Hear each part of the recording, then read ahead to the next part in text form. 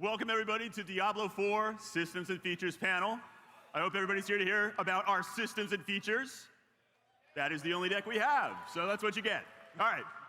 My name is Tim Ismay. I am a senior producer on the Diablo 4 team. I have a moderate amount of knowledge about all the things we work on, not to worry. I have a collection here of experts that have deep knowledge of all the things that we work on, so they will be talking more than I will. David Kim here is our lead systems designer. Next person down, we have Angela Del Priori. She is our lead UI designer. Next to her is Zaven Hartunian. He is our lead dungeon designer. All the way at the end there is Joe Shelley, lead game designer. Now, we have a ton of stuff to get into, so I'm going to jump right into it and hand this over to David Kim. Cool, thanks.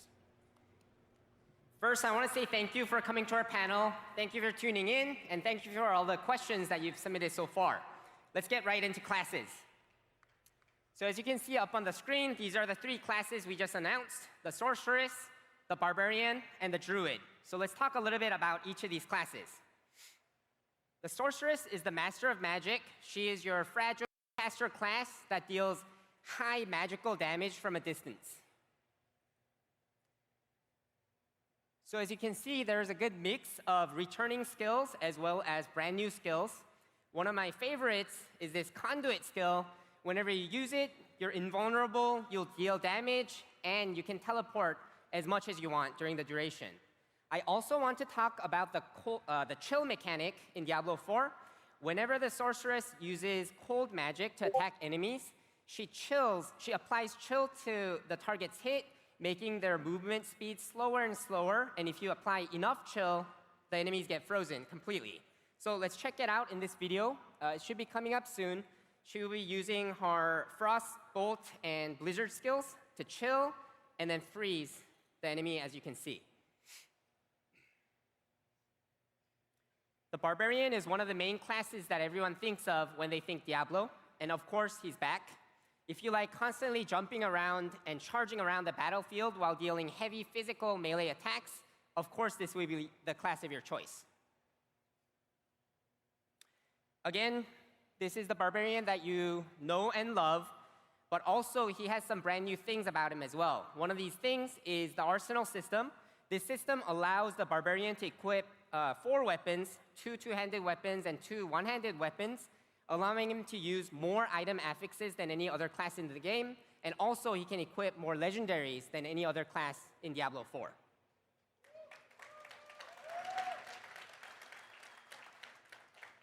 The Druid is a shapeshifting class. The Druid can rapidly shapeshift into his human, werewolf, and werebear forms at a moment's need. So let's check out how that works. So as you can see, whenever you use a werewolf skill, you instantly transform into that form. And whenever you use a werebear form, you instantly transform into that form. When you use your earth or storm spells, you instantly transform back into the druid form. So one of the reasons why I think this is so cool is because you can tie specific mechanics to the moment you transform. So for example, one of the talents, it says something like, whenever you shapeshift into a werebear form, you gain damage reduction for a few seconds. So not only can you pick the specific bonuses that you want, you also control the exact timing when you activate these bonuses. So you have that full control, and that's what I think is so cool about the rapid shapeshifting.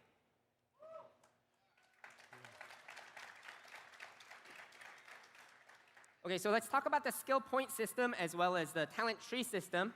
These are 2 different systems that every class in Diablo 4 will be utilizing. The goals for these are to have an increased sense of power progression during level up, as well as great player choice and customization. The skill point system is fairly straightforward. As you level up, you'll be gaining 1 or more skill points for you to spend, and you can use it in 2 ways. First is unlocking brand new skills that you didn't have access to before. And second is ranking up existing skills to make them more powerful and unlock new choices within that same skill.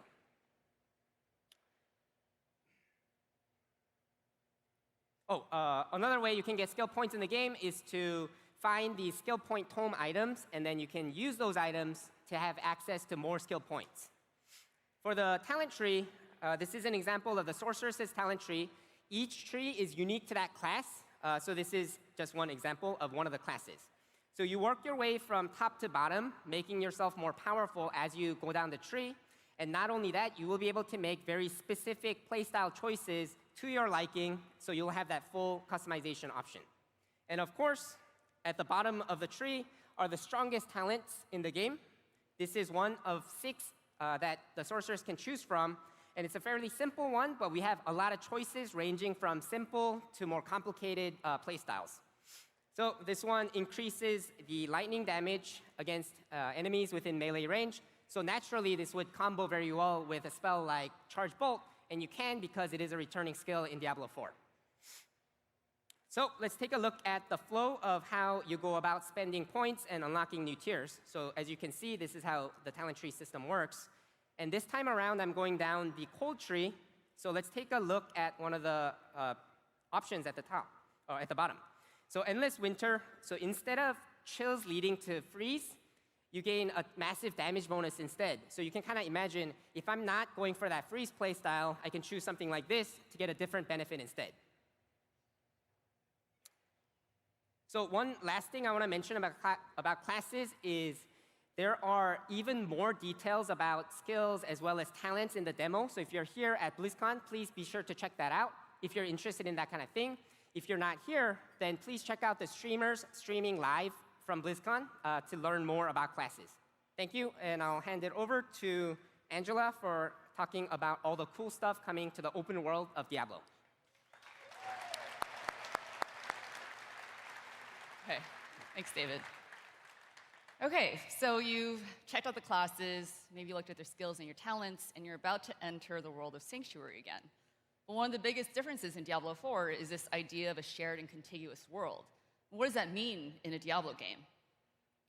So to start with, the shared world concept doesn't affect dungeons. Dungeons continue to be private from start to finish, supporting you and optionally up to 3 other players, which is our maximum party size.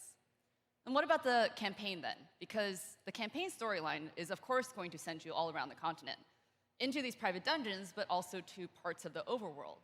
So you might think that means your campaign moments in the overworld are now going to be shared with a bunch of random people. But campaign areas will also start as private, meaning accessible only to you and your party, until you've completed the campaign objective for that location. And it's only after that point that it becomes shared like the rest of the open world.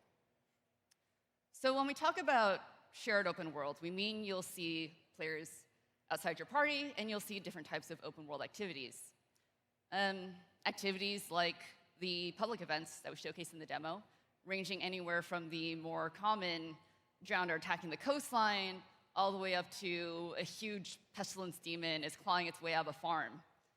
The overworld would have things like collectibles, lore books, caches, materials for crafting, as well as dedicated spaces carved out for very specific activities, like open world PvP, or one of the many other open world systems that we're still iterating on and we'll talk about more at a future date. But I'm sure many of you are curious about the other players part, right? How many people are you going to be sharing this open world with? And the number can actually be variable by location, meaning we might make a place less or more populated depending on what's going on there. So our guiding principle on this topic is the feeling we're trying to achieve. And we did try to get this in the demo if you had a chance to play it. But it's that Sanctuary should feel like a bleak and dangerous place. And while you're out in the overworld, on occasion you might run into 1 or 2 other players, but most of the time you're going to be alone. And the exceptions to this would be something like the World Boss event, right? That is a huge undertaking. We want to allow more players into that space so that they can tackle that challenge together. And then there's towns, for the opposite reason. Towns are safe places. They make natural gathering spots for grouping up with your party, trading, or just chatting. And with all of these ways to encounter other players, we want to make sure it's easy to play with them, too. So I'm going to use one of our lead game designers, Jesse, as a way to illustrate what a social player's experience might look like. Jesse would start his campaign, and throughout it, he might jump into someone else's to help them out, or he might invite someone to his to show them something cool or just for company. And there should be no friction there, right? We take the party leader's state in the campaign area, share it with the rest of the party, and everyone will be able to contribute regardless of where they are in their own campaigns. We didn't want people to feel like they were stuck in their own story modes just because they were in a slightly different step from someone that they actually want to play with. We'll have clans, so Jesse will probably form a clan, make a cool clan banner, initiate a lot of different clan activities, because that's the kind of thing that he does in real life. He'd probably use our in-game voice chat to talk to his clanmates while he's out doing side quests, or maybe he switches it to party voice chat because he grouped up with someone that he was doing a public event with, and now they're going to go PvP together. He might even be doing all of this on a console, on the couch with his friend, because, as you've probably heard, alongside PC, we're developing for console, and we'll be supporting 2-player couch co-op on consoles. Yeah. A lot of couch co-op fans, right? Okay, but what if you're not the kind of person who likes grouping up with people to get your stuff done? Like me. You could be a really good friend of mine. You could be my spouse.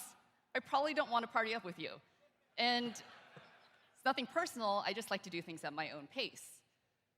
So you can imagine it's a pretty big barrier for me when a multiplayer game gates content or progression behind a grouping requirement, which makes me really happy to say that Diablo 4 does not go in that direction. And all of the best items, content, progression will be available to all players regardless of whether they're playing solo or with a group. And so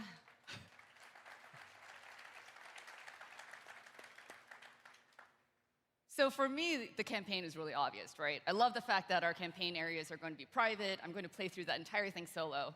And I might join a clan, probably not participate in clan activities. I'd be more likely to engage with a clan bank system because I love crafting.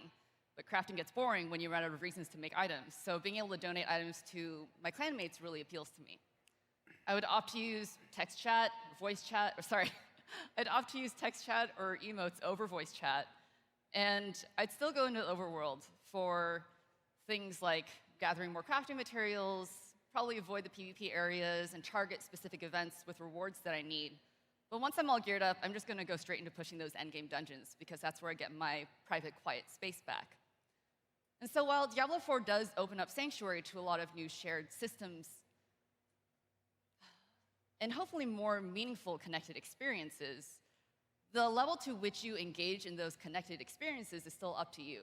You could choose to play through the entire game solo, from campaign all the way to endgame, and that would be just as valuable and successful of a way to approach the game as someone who might choose to group up for the large majority of it. So I've mentioned dungeons a few times now, but we've barely scratched the surface on those. So I'm going to hand this over to Zavin, our lead dungeon designer, to go into those details next. Cool. Thank you, Angela. Hey, BlizzCon. All right, let's talk about the dungeons of Diablo 4. Dungeons are a foundational part of that Diablo series, right? And they're a critical part of that legacy. Randomly generated dungeons are a critical part of that. So Sanctuary is a large and diverse place, and we are filling it with lots of dungeons for you to explore, slay, and loot your way through. So, we want dungeons to be dark, dangerous, unpredictable places in the world. Even the holiest of places can fall to corruption, like the Zakaru Monastery behind me. Now, since they are randomly generated, that means until you venture down that dark corridor, you're not really sure what you're going to find. Could be treasure, could be death. And this is that tension between risk and reward that really defines that dungeon crawling experience in Diablo 4, where anything can happen. And also, dungeons are not always random building, or just like randomly generated buildings. They're randomized exterior environments as well. These exterior dungeons are randomly generated just like the interiors are. So we can have, Whispering Woods here behind me as an example. We want dungeons to feel like real, explorable places in the world. So we also built our dungeon system from the ground up with this idea that we call seamless exploration. So what seamless exploration means is no more loading screens to go down to the second floor. Third floor, 10th floor, whatever, any other area. Yeah. It all happens seamlessly in the game. And with seamless exploration, we can even blend these randomly generated tile sets together. You can go from a randomly generated cave and walk straight into a randomly generated forest. And this means dungeons can become sprawling, interconnected places to explore and discover. Your reactions in one part of the dungeon can actually affect what happens in the other part. So as you're crawling your way through these profane halls or stepping cautiously through a misty wood, what are you doing? What are you going to do in these dungeons? What can I find? So, well, we have two major pieces of content systems to talk about today. One is random events, and the other is dungeon objectives. So first up, random events are back. And random events are a core part of that classic dungeon crawling feeling in Diablo 4. And one major change compared to the past game is they are no longer restricted to a specific place in the world. This is one of our new events, the Altar of Bishibosh. Any Bishibosh fans out there? I'm not sure. Yeah. So this event can also show up in the Whispering Woods. It's in Garenhold in the demo. You can totally find it. You got a good chance of finding it. And this allows dungeons to actually have a much broader range of possible events. Every time you play, you can actually find a different kind of event in it.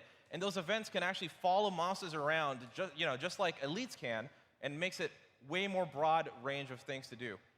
So we have random dungeons, and we have random events. But for us, it's also really important that dungeons have this sense of identity. They have something that helps set them all apart from each other. So the other thing, there we go. The other thing we're adding is the dungeon objective. So the dungeon and its objective are designed together as two parts of a cohesive whole. Objectives are completed by doing specific things in the dungeon, like killing a sea witch. And progressing the objective also increases the danger and the rewards found inside that dungeon. So as an example, this is Domhain Tunnels, playable in the demo today. The objective here is to slay all enemies. We've seen that before. But in Domhain, as you make progress in that effort, the enemy responds. They send powerful elites to hunt you down and kill you no matter where you are, no matter what you're doing in that dungeon. Yes, even during a random event. Yes, even during a boss fight. And since every dungeon has its own custom objective, we can have varied gameplay across dungeons as a whole, and memorable dungeons with a strong underlying identity. Now, we're still exploring multiple other dungeon systems and features, but we do have one more thing to talk about today. Let's talk about endgame dungeons in Diablo 4. So, what do we look for in a Diablo endgame? What would we be excited to play? And we started thinking about this, okay, varied content, that's critical. I don't want to just be doing one thing over and over again at endgame. And, making powerful, unique builds is a core part of Diablo, and we need content that helps encourage that level of strategic depth. And honestly, player agency is super important. Random dungeons are awesome, I love them, but I don't want to just feel like I'm just reacting to what the game is giving me. I don't want to feel like I'm on rails. So how are we doing this? We're adding a new type of item called a dungeon key. How do they work? Well, when a key drops in the world, it drops for a very specific dungeon in the world. Using this key will upgrade that dungeon into an endgame dungeon. The key also has a specific difficulty rank. The higher the difficulty, the higher of the quality of the drops that you get within that dungeon. And finally, dungeon keys can roll specific dungeon affixes. Now, this is an entirely new feature. These are modifiers that increase the difficulty and complexity of the dungeons found throughout the game.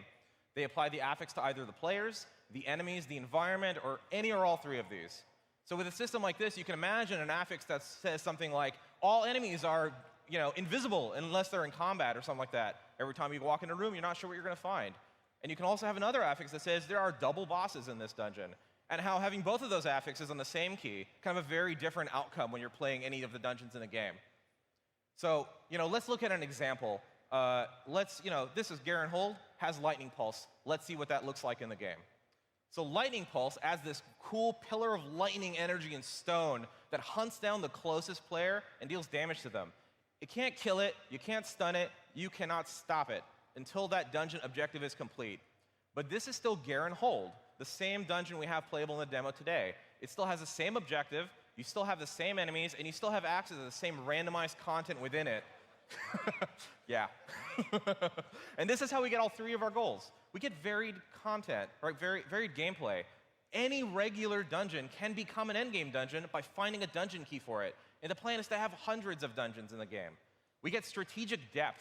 The key provides a lot of information for you to plan a specific build around. You can customize your loadout, your skills, your talent, your items to tackle that specific dungeon. And we also get player agency.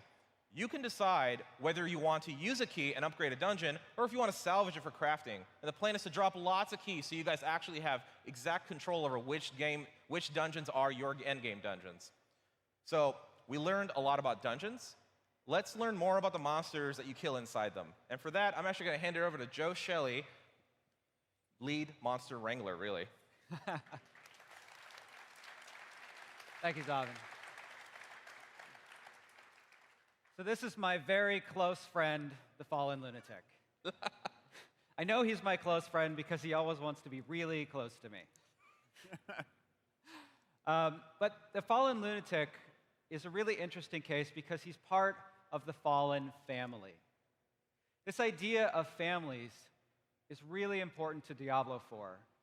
In the case of the Fallen, the Lunatic runs forward and tries to explode.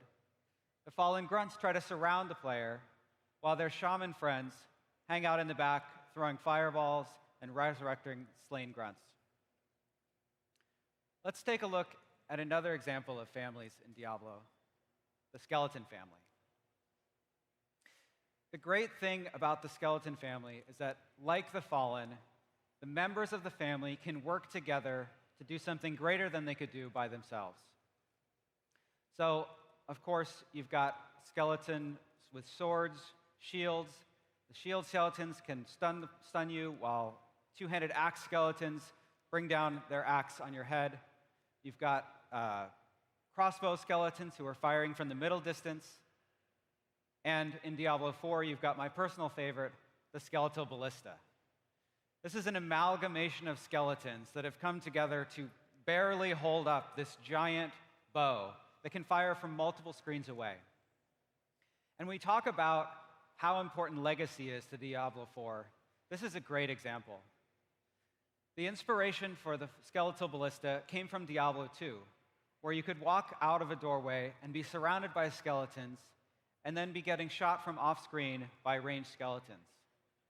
It creates this choice moment where, do I stay engaged with the skeletons I'm fighting and try to dodge these arrows, or do I go deeper into danger and lay the smackdown on those skeletal ballistas? In Diablo 4, that gameplay is back. Thank you. But of course, the skeletal ballista is not the most dangerous thing you'll face in Diablo 4. There are also elite monsters. And if you play Diablo 3, there are some monster powers or affixes that are making a return, like Mortar or Frozen. But in Diablo 4, there are a new category of affixes that we call enhancing affixes. These affixes take the monster's base powers and improve on them. In the case of a skeletal ballista, he might have the multi-shot affix. So he's firing 3 ballista shots instead of the usual 1. And the cool thing about enhancing affixes is that when we apply that same multi-shot affix to something like a fallen shaman, he can resurrect multiple grunts or brutes instead of the usual 1, totally changing how the gameplay plays out. Now, of course, there are lots of bosses in Diablo 4. And if we go back to that previous slide with the skeletons, you might see the Tomb Lord standing tall and proud in the middle. The Tomb Lord is a master of necromantic magic and bone, and he can resurrect his skeletal minions, he can create walls of bone and shatter them, and he can spin his magic into a storm of bone that can blind you. But in Diablo 4, you have additional combat options to fight back. One of these is the new evade ability. Every class can do a short distance dash that gets you immediately out of danger and allows you to strike back very quickly and get back in the action. It's perfect for getting out of something like this bone storm. Also, many class skills in Diablo 4 grant the unstoppable status. This status allows you to break out of any control impairing effects. So if you're stunned, blinded, slowed, you can break out of it and grant immunity for the duration of the effect. In the case of our barbarian friend, who just doesn't want to deal with this bone storm anymore, he can rallying cry, becoming unstoppable and granting his allies unstoppable as well, and immediately dish out more pain onto the Tomb Lord. Now, if you've had a chance to play the demo, you may have seen this one, this demon, Ashava. This is our first world boss in the Diablo series. And it is so big that we had to pull the camera out just to frame the action and show everyone engaged with it. Ashava is a huge undertaking, and looking at some of the stats already that have come in, I see that a lot of people have fallen to Ashava. But the really cool thing about the bosses in Diablo 4, and Ashava is a great example of this, is our new stagger system. This means that you can bring your control effects into fights against bosses, like your stuns, your freezes, chills. And when you apply them to bosses, it builds up the stagger bar. When it's filled, the boss becomes staggered, and something really cool happens. I came up with that term myself. But basically what it means is, for each boss that we design, we build some unique behavior. So when you stagger Ashava, you can break off its arm blades. And this changes the whole fight, because those giant sweeping attacks that it performs are greatly reduced in their range. And areas of the battlefield that were dangerous become safer. In fact, if you stagger Ashava multiple times, you can break off both arm blades. And this changes the remainder of the fight. Now, of course, to take on something like Ashava, you're going to need some legendary gear. David's going to talk a little bit more about that.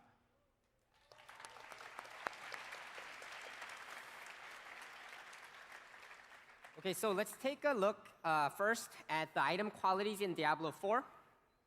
So as you can see up on the screen, normal items are the weakest items, and the mythic items are the strongest items that we're proposing for Diablo 4. So let's take a kind of a deeper look at each of these categories. So for the first three categories, normal, magic, and rare, of course, if you played Diablo games in the past, you'll notice that you have more item affixes, the higher the quality. And our main goal for item affixes is to increase the number of playstyle choices and options for players when they're picking item affixes. So, of course, we'll have a good mix of returning affixes as well as brand new ones. For example, attack speed, critical strike chance, critical strike damage, damage against faraway enemies, cooldown reduction, damage resistances, damage bonuses to specific elements, like all this stuff and more. But what I want to talk about on top of that is one of the affixes on the screen. It says +1 rank to Master of Arms on the rare amulet. It's the bottom one that you see. What that's doing is it's giving me +1 rank to one of my talent points. So what that's going to allow me to do is, as I put my talent points and pick a playstyle, I'm not going to have enough choices to go down every single tree.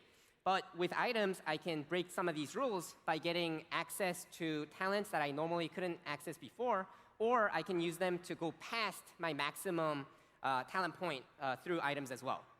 So we want to add as many of these types of affixes as possible in Diablo 4.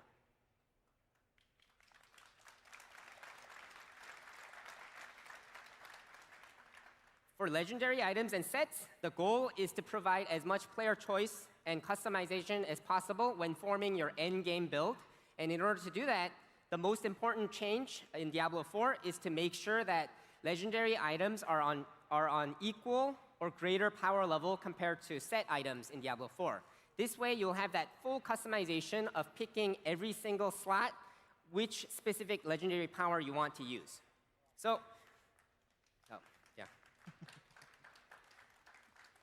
So let's take a look at a simple example of customizing your playstyle through one specific simple skill in Diablo 4, as well as items that only modify that specific skill.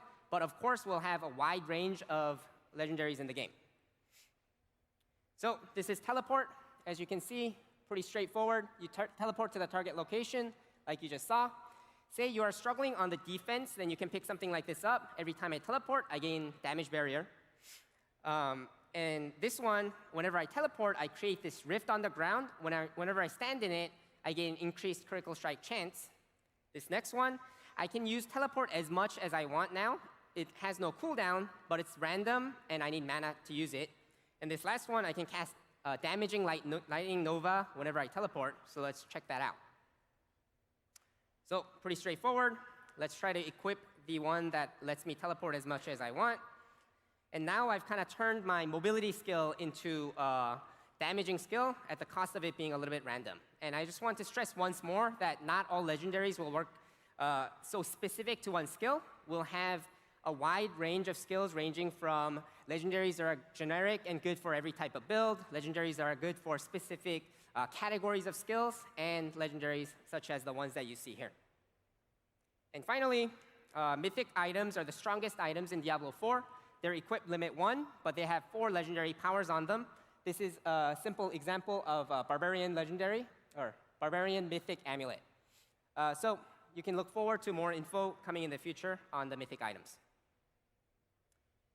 And there are runes and rune words in Diablo 4. How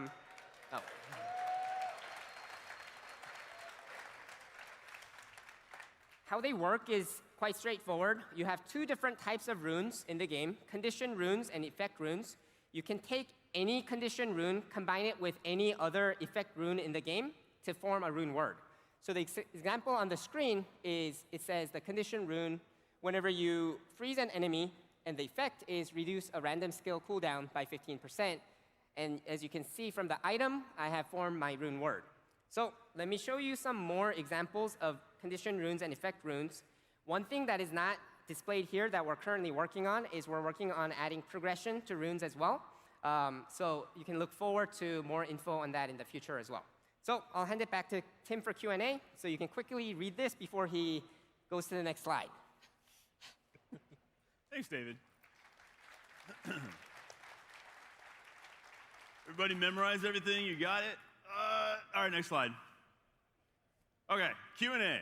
So over the past 24 hours or so since we announced this game, you guys have been submitting questions. Some of you right here on the floor. There have been places for you to hand in your questions. We've also been looking online. We got Twitter sending us questions, Reddit sending questions. The internet has many questions, as usual. I have taken a list of some of the most asked questions that we got, and now I'm going to ask our panel. So, starting right in, one of the most common ones that we got, a lot of people want to know about monetization or business model or how do I buy this game? So, question of how do I buy Diablo 4? I will divert that one over to Joe Shelley. Thanks. So, of course, it's very early days here, but what I can confirm is that we will sell a base game and expansions. And I can also confirm that we will not sell power.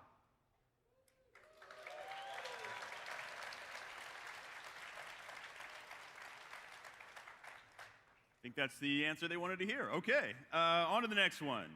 All right, lots of questions here we saw from various sources.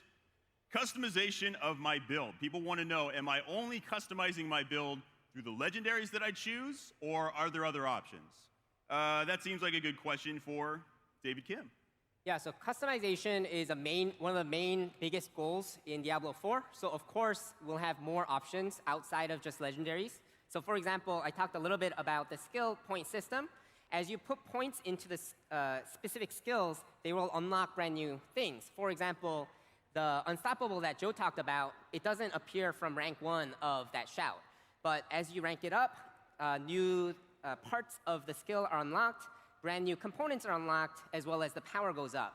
So that's one example. On the talent tree side, you can check it out in the demo to get a feel of where we're at currently. But the hope is, even if 2 players are going the same sort of build, say like we're both going a lightning build, then we have enough choices within the talent tree system for us to make our kind of adjustments that cater specifically to me and to the other person, right? And then on the item side, item affixes, we of course want to have even more choices and even more playstyle choices specifically. So we're going to be looking for opportunities to add as much customization as possible across the board. Awesome. All right, diverse answer. On to the next one. All right, so we got a lot of questions along the lines of, will I be able to solo in this game? But also, will it support a full offline mode? Tricky question. I'm going to send that one to Angela. So we are not going to support an offline mode, but as I said before, nothing in Diablo 4 is going to require partying up. You can play solo, and dungeons are private, and campaign quest areas will remain private. Okay. Solo, some amount. Offline, not the case. Next question we had. Okay, we saw a million questions about trading. We have people asking, is there trading? Some people in the audience agree. They want to know, is there trading? They want to know, how is it implemented? How does it work? Is it like D2? Is it like D3? I will send this difficult question to Zavin. Thank you. So, our underlying philosophy here is we think it's the best when you can kill a monster and get loot that way. So we want to make sure, whatever we do, we kind of respect that part of Diablo. It's core to Diablo. But with that in mind, we also do want to allow trading. So our current strategy is this, and it's still early days, so we really want to hear your feedback on this in particular. So the idea is that we have kind of 3 different types of tradable item, so to speak. So there is a class of item, a bunch of items that can always be traded no matter what freely. I can give it to Angela, she can give it to David, he can give it to Joe, so on and so forth. And then we can also have a class of items that are tradable one time. So I have an item, I use it for a year, and then I'm like, I don't want this item anymore, and I give it to Angela, but now she can't trade it anymore. It's bound to her. So things that can only be traded one time. And then we're also thinking that probably the highest quality, most powerful things in the game, especially in that area, there should be items that you can't trade at all, that you have to earn yourself, that you have to go do those endgame dungeons, kill monsters, et cetera, get that loot. So, cool. So you can kind of see, just like with these very simple kind of gradient of things and options here, where we kind of do the cutoff of when does something become a one-time trade or a never trade, we have a lot of flexibility there. And we're going to be listening to you guys and kind of getting that feedback as well. So please let us know what you think. Cool. Complicated answer, but the important part at the tail there, let us know what you think. So if you have opinions on that, make sure they're coming our way. You can yell at us, that's one way, but it's even better if you go online, talk about it. We're going to be reading that. All right, next up. All right, big question around PvP. We mentioned that it's going to be in the game. People are curious, though, what does that do to balance? Are we going to have separate rules for PvP? Is this going to affect the balance of the PvE experience? That is a tricky question. Perfect for David. Yeah, so we're trying to, it's a great question, I think, because many people must have noticed that we have the same sort of skills, same talents, and same items in both PvP and PvE. So I guess that's the natural question that you would ask, right? But our goal is to have enough choices and options available for players. And what that means, I think, is the best skills, the best talents, and the best items in PvP will be very different from the set of skills, items, and talents in PvE that are the best. So I think, so the current plan is to make sure to locate issues as they arrive and strategically make the right tuning choices to make balance good in both formats, right? So every balance problem is so different, so we'll have to see what the problem is and then fix it that way, but we will have enough tuning knobs across these 3 systems to be able to balance tune properly. Okay. All right, next big one from the internet. They really wanted to know legendaries. These are important to the game, but has varied a bit across the different Diablos of how they drop. How common are they going to be? Some people even commented, is it going to be like D3, where they basically fall from the sky? Good question. Legendaries, how much are they going to drop? How big are they in my loot? Joe, can you answer that for us? So legendaries will not rain from the sky in Diablo 4. And when you are playing through Diablo 4 and you're playing harder and harder content, you're going to be getting better and better items. And because of this, we don't think that there's any need, at least currently, to modify the drop rates of legendaries as you get farther and farther into endgame. Cool. All right. Next one. All right, this is a question about speed of combat. So we've had a few people asking us in various different ways, what is the speed of combat going to be in Diablo 4? Is it going to be as fast-paced as it was in Diablo 3? Are you guys going to try and slow it down a bit? Is it more tactical? Good question. I'm going to send this one to Zavin. So, for those of you who have played Greater Rifts in Diablo 3, you might know that there's like a timer there.